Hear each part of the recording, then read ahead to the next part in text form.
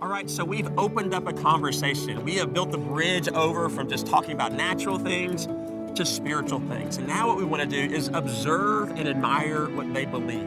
And that's just, thinking about two things: inquiring their thoughts on spiritual things and then admiring all you can about that. So questions really reveal what people believe, their worldview. It's like a bucket that goes deep into the heart of a person and draws out what they believe. And so when we want to ask questions about, origins, maybe like, where do you think everything came from? Or what do you think about an afterlife? Is there something after this life? Or when it comes to, heaven and hell, is there a heaven and hell? Who goes where? Or who do you say Jesus is? And you just listen, all right? And just look them in the eye and make sure they know you're listening. And it's so important not just to think about what to say next, but actually hear what they're saying. And I got to tell you, it's so hard sometimes to resist that temptation to argue. Like, we want to say what our mind, has to say.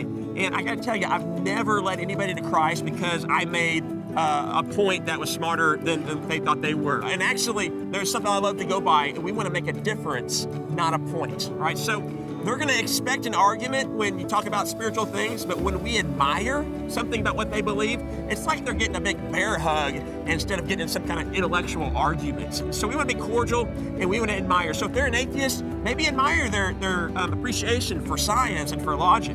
If they're a Mormon, maybe it's their family values that you can admire. Or if they're a humanist, even of how they, care about the planet or being a good person or whatever, or a religious person, maybe their value in the Bible and church, you can admire all of that. And so what we do then is we build a bridge instead of a wall. In Proverbs 15:1, it says, a gentle answer turns away wrath, but a harsh word stirs up anger. All right, so when you inquire and admire, you are earning the right with them to describe what you believe.